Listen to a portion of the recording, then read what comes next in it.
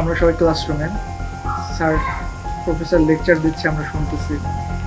হুট করে আমরা একদম একটা সাউন্ড শুনতে পাই, বিকট সাউন্ড। নিচে নেমে এসে দেখি যে চারিদিকে লোকজন ছোটাছুটি করতেছে, রেজিস্টার বিল্ডিং ফাঁকা, টিচার চলে গেছে, কেউ নাই কোথাও, কারোর সাথে যোগাযোগ করার কোনো অবস্থা নেই। আমরা দেখতেছি যে বিভিন্ন জায়গায় মিসাইল ছোটাছুটি হচ্ছে, বাসের ভিতর থেকে দেখা যাচ্ছে। নির্ঘুম রাত, কখন হামলা হচ্ছে, কার উপরে হচ্ছে জানা যাচ্ছে না। তেহরানে যখন হামলা হয় তখন হচ্ছে 9টা 45 বা সামথিং এরকম। তো ওই সময়টাতে আমরা সবাই ক্লাসরুমে, স্যার প্রফেসর লেকচার দিচ্ছে, আমরা শুনতেছি। হুট করে আমরা একদম একটা সাউন্ড শুনতে পাই, বিকট সাউন্ড। তো এমনিতে হচ্ছে মানে আমাদের ভিতরে সবসময় আমরা সবাই মজা করতাম বা করতাম যে কোনো একটা দরজা পড়লে একটা যে সাউন্ড হয়, মনে করতাম এই এই যে মনে হয় ইসরায়েল মারলো। তো ওই দিন আমরা এইভাবে বলতেছিলাম, কিন্তু এটা মজার ছলে ছিল। কিন্তু পরবর্তীতে আরো একটা সাউন্ড শুনে তখন আমাদের ভিতরে আতঙ্ক সৃষ্টি হয়, মানে কি একসাথে দুইটা দরজা পড়তে পারে না। তার পরবর্তীতে দেখি আর একটা সাউন্ড, ইভেন পুরো আপনার হচ্ছে 3 থেকে 4 মিনিটের ভিতরে 3টা হামলা হয় ইভেন একই সাথে। পরে আমরা যাই, জানালার কাছে যখন যাই তখন দেখি যে আর কালো ধোঁয়া উঠতেছে। তখন আমরা বুঝতে পারি যে না, হামলা হয়ে গেছে।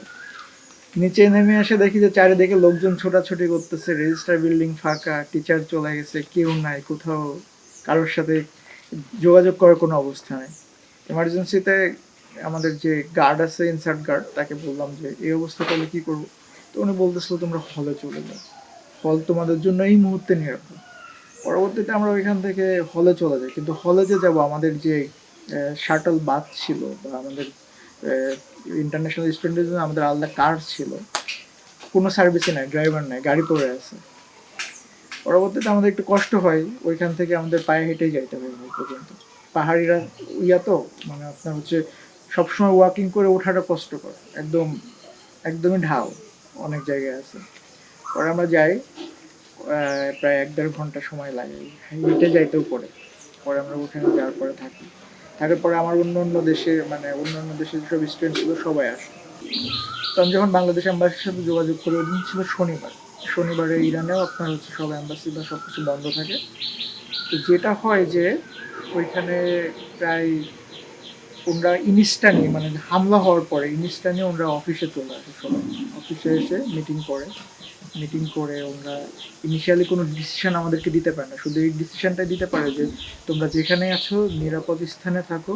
কারণ হচ্ছে অ্যাম্বাসির একটা ডিসিশন দিতে গেলে হচ্ছে আপনার ফরেন মিনিস্ট্রির একটা পারমিশন লাগে। শনিবারে সব মানে বাংলাদেশ সহ মানে সাউথ এশিয়ার ম্যাক্সিমাম দেশগুলোতেই হচ্ছে আপনার ফরেন মিনিস্ট্রি বন্ধ। তো রবিবারের দিন হচ্ছে ওনারা আবার দ্বিতীয়বার মিটিং করে আমাদেরকে ফাইনাল একটা ডিসিশন দেন যে তোমরা যদি হলে সমস্যা হয় বা এই অবস্থাতে তোমাদের জন্য আমরা আশ্রয় শেল্টার ব্যবস্থা করি। তেহরানের অবস্থা ওই মুহূর্তে খুব একটা ভালো ছিল না। নির্ঘুম রাত, কখন হামলা হচ্ছে, কার উপরে হচ্ছে জানা যাচ্ছে না। আকাশের দিকে তাকাইলে দেখা যাচ্ছে যে হয় ফাইটার জেটের শব্দ, নইলে হামলা হচ্ছে, মিসাইলের শব্দ, কোথাও কালো ধোঁয়া উঠতেছে এরকম। তো এই আতঙ্কের ভিতরে আমরা পুরো অ্যাম্বাসি সহ বা বাংলাদেশে যারা আছে আমরা একটা ডিসিশন নিই যে আমরা এই তেহরান শহর থেকে বাইরে কোথাও একটা সেফ জায়গা পাওয়া যাবে না। তো তেহরান থেকে আমরা একটু পাশে আর একটা সেফ শহর ছিল, মানে আমরা মনে করছি সেফ আর কি। তো আলহামদুলিল্লাহ আমরা যে কদিন ওখানে ছিলাম ওখানে কিছু হয়নি। পরবর্তীতে আমরা ওইখানে, আর আমরা যেহেতু ল্যান্ড বর্ডার শেয়ার করি না, সেক্ষেত্রে আমাদের যেটা হয় যে আমাদেরকে অন্য কোনো থার্ড কান্ট্রিতে ট্রানজিট নিতে হবে। তো তখন আমাদের হচ্ছে অপশন থাকে কয়েকটা। পাকিস্তান একটা অপশন থাকে, একটা হচ্ছে আপনার আজারবাইজান, একটা আর্মেনিয়া। মানে এই কয়টা থেকে হচ্ছে তেহরান থেকে মুভ করাটা সহজ। এর ভিতরে দেখা যায় যে পাকিস্তানে হচ্ছে আপনার জার্নিটা লং হয়, আজারবাইজান বা আর্মেনিয়াতে জার্নিটা শর্ট হয়। তখন সেই দিকেই মানে লক্ষ্য করে, মানে সেইটা মাথায় রেখেই অ্যাম্বাসির কর্মকর্তা এবং বাংলাদেশের ফরেন মিনিস্ট্রি এরা সবাই মিলে এই ডিসিশনটাই নেয় যে তাহলে আমরা কাছাকাছি যে বর্ডারটা আছে এইটা দিয়ে পার হই। তো সেই হিসাবে হচ্ছে আমরা আজারবাইজানকে ট্রানজিট হিসাবে ব্যবহার করছি। কিন্তু আজারবাইজান পর্যন্ত আসাটাও আমাদের অনেকটা চ্যালেঞ্জ ছিল। এইখানে হচ্ছে আমরা 186 জন আসছি এবং বাংলাদেশ থেকে আমাদেরকে চার্টার ফ্লাইট পাঠানো হয়েছে। তো 186 জনের ভিতরে ধরুন 40 জন মানুষ যারা ছিল বা 43 এরকম ছিল হচ্ছে আপনার যাদের বৈধ রেসিডেন্ট পারমিট আছে বা ফ্যামিলি স্টুডেন্ট বা ওইখানে জব করে এরকম। আর বাকি যা ছিল একটা হিউজ নাম্বার যারা হচ্ছে ইলিগাল। চ্যালেঞ্জটা শুরু হয় হচ্ছে আপনার ট্রাভেল পারমিট দিয়ে। কারণ একটা ট্রাভেল পারমিট ইস্যু করতে গেলে নর্মালি ইরান হচ্ছে আপনার টোটালি ফার্সি ভাষা, ওইখানে কোথাও ইংলিশ বা অন্য কোনো ভাষা দিয়ে কাভার করতে পারবেন না।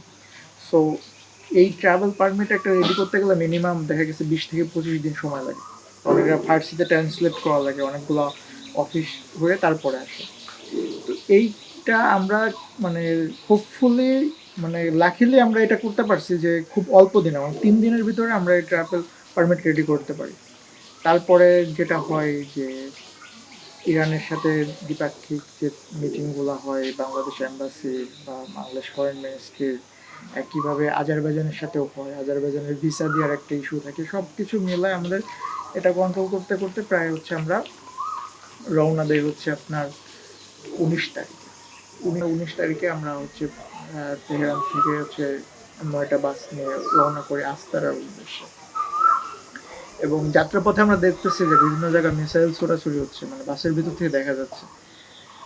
আমরা যখন আপনার কাস্পিয়ান সির পার দিয়ে বন্দর আঞ্জিলে পৌঁছাই, মানে কিছু আমাদের কয়েকটা বাস আঞ্জিল ক্রস করছে, কয়েকটা আঞ্জিলের ভিতরে আর কয়েকটা আঞ্জিলের পিছনে, ঠিক এরকম সময় আঞ্জিলে হামলা হয়। ওইখানে আপনার একটা নৌবন্দর ছিল, ওটাতে হামলা হয়। তো আমরা তারপরও যাচ্ছিলাম আস্তারার দিকে যখন যে পৌঁছালাম তখন আপনার বাজে প্রায় 12:30 একটা, এরকম সময় হচ্ছে কেউ নেই, বর্ডার একদম টোটাল ক্লোজ, কোনো মানুষ কেউ নাই, কোনো ইয়ে নেই। আর পরবর্তীতে আমাদের এম্বাসি একজনের সাথে যোগাযোগ করে, ওইখানে আপনার গভর্নর, তাকে সে বলে যে আমি তো নাই, মানে এই মুহূর্তে কেউই নেই। বন্ধুর আঞ্জিলে হামলা হওয়ার পরে টোটাল কাস্টমস কেউ নেই, কোনো অফিসার কোনো দারোয়ান পর্যন্ত নেই। পরবর্তীতে যখন শুনছে যে বাংলাদেশ এম্বাসি বা এম্বাসির কর্মকর্তারা আসছে এতগুলো লোকজন নেই, তখন গভর্নর নিজেই আসছে। আসার পরে কথা বলে চলে গেছে যে এখন তো আর কাউকে পাওয়া সম্ভব না, এখন কিছু করতে পারতেছি না, আপনারা একটু এখানে যে রেস্টরুমগুলো আছে এখানে থাকেন, এখান থেকে সকালে আমরা 6টার দিকে আপনাদের ইমিগ্রেশন শুরু করে যত তাড়াতাড়ি সম্ভব পার করব। এর ভিতরে আবার আমাদের ওই পাশে বিমান ভাড়া করে রাখা আছে ইসে আপনার বাকুতে, একইভাবে আমাদের ফরেন মিনিস্ট্রি থেকে 2জন অফিসার গেছিল আমাদেরকে আনতে। তারপরে আমাদের আজারবাইজানের ওইখানে ওই ওই মিশনটা আবার হচ্ছে আপনার আমাদের আঙ্কারা মিশনের ভিতরে, আঙ্কারা থেকে আবার লোকজন আসছে, অফিসাররা আসছে আমাদের নেওয়ার জন্য, অন্য ওই পারে অপেক্ষা করতেছে, আমরা এই পারে।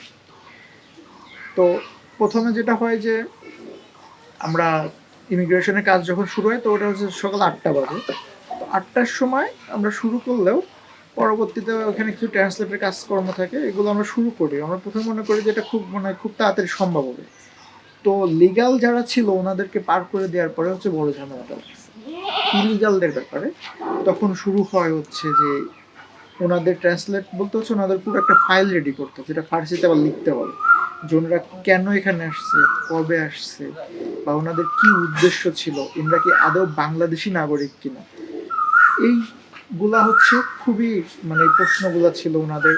একইভাবে তো এখানে যখন এই দেখলাম যে এই লোকজনের খোঁজ খবরগুলো যখন নিয়ে দেখলাম যে না, এরা কোনো এক সময় লিগালি দেশ থেকে বের হয়েছিল, কেউ ওমানে গেছে, কেউ দুবাই গেছে, কেউ শারজা গেছে, বিভিন্ন মধ্যপ্রাচ্যের দেশগুলোতে কাজ করতে গেছে, কেউ আবার আপনার এই শ্রীলঙ্কার এদিক দিয়েও গেছে। মানে এরা লিগালি এই পর্যন্ত গেছে, তারপরে হচ্ছে ইলিগালি ঢুকছে, যাদের হচ্ছে আপনার মেন ডেস্টিনেশন ইউরোপের কোনো দেশে যায়। তার পরবর্তীতে হচ্ছে ইমিগ্রেশন অফিসারদের প্রশ্ন ছিল যে কেন এরা বাংলাদেশে কি কাজকর্ম নাই, কেন এরা এখানে আসছে। ইরানে তো অ্যাকচুয়ালি ইকোনমিক্যাল অবস্থা ইরানের অনেক দিন ধরে খারাপ, বলতে হচ্ছে আপনার ইনফ্লেশন অনেক বেশি এবং প্রত্যেকটা জিনিসের দাম ঊর্ধ্বগতি। তো ওনাদের সাথে এই প্রত্যেকটা এক এক ইন্ডিভিজুয়াল এক একটা লোককে নিয়ে এই ইন্টারভিউ, এই ফার্সি ফাইল এগুলো রেডি করতে করতে মানে এতগুলো লোক, আমি ছিলাম, আমার সাথে আমার একটা বন্ধু ছিল আলী আমিন, আমরা দুইজনে এই কাজটা পুরোটা করি।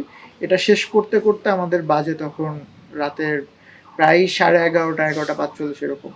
তো ওই সময় হচ্ছে ওনাদের সাথে আজারি ভাষায় আমরা আবার কথা বলা শুরু করি, মানে প্রত্যেকটা লোককে ইনশিওর করি যে হ্যাঁ এই যে লিস্টেড লোকটা এই লোকটা এই লোকটা, এরকম করতে ওইখানে আমাদের অনেক সময় লাগে যায়। এবং ওই স্কটের সর্বশেষ লোক আমাদের যে আজারবাইজানে ঢুকছে, সে ঢুকতে ঢুকতে ভোর 5টা বাজছে। এর ভিতরে মনে করেন ইমিগ্রেশনের ওনরা কাজ করছে এবং ভিসা দেওয়ার ক্ষেত্রে আমাদের নিজেদের অফিসাররা আজারবাইজানের হয়ে কাজ করছে, যাতে মানুষগুলা খুব তাড়াতাড়ি কাজটা হয় বা এত কষ্ট যেতে না পায়। কিন্তু তারপরেও তো মনে করেন অফিসিয়ালি কাজকর্ম বা এগুলোতে তো সময় লাগে। সব কিছু মিলায় আমরা শেষ পর্যন্ত আপনার বাকুতে এয়ারপোর্টে আসতে সক্ষম হই। বাকু এয়ারপোর্টে আসার পরে আমাদের জন্য যেহেতু চার্টার্ড ফ্লাইট ছিল, সো আমাদের আর কোনো সমস্যা নেই, আলাদা গেট দিয়ে আমরা ইমিগ্রেশন শেষ করে ওই সময় আর কি আপনার ওই 5:30 বা 5:35 হবে এরকম সময় আর কি আমরা ফ্লাই করি বাকু থেকে। পরবর্তীতে আমরা বাংলাদেশে যখন আসি, বাংলাদেশে তখনও আমরা পৌঁছাইনি, আমরা ইন্ডিয়ার ভিতরে, তখন আর কি বাংলাদেশ বিমান ঘোষণা দেয় যে আজকে ঈদের দিন, আপনাদেরকে ঈদের শুভেচ্ছা, ঈদ মোবারক। কিন্তু লাকিলি আমরা যারা তেহরান থেকে আসছি, আমরা এবছর 3টা ঈদ পালন করছি।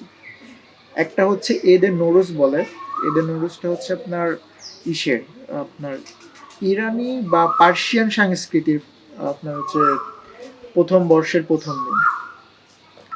আর তারপরে হচ্ছে আপনার আমরা যখন আজারবাইজানে আসি, তখন হচ্ছে আজারবাইজানে হচ্ছে ঈদ উল ফিতর ছিল।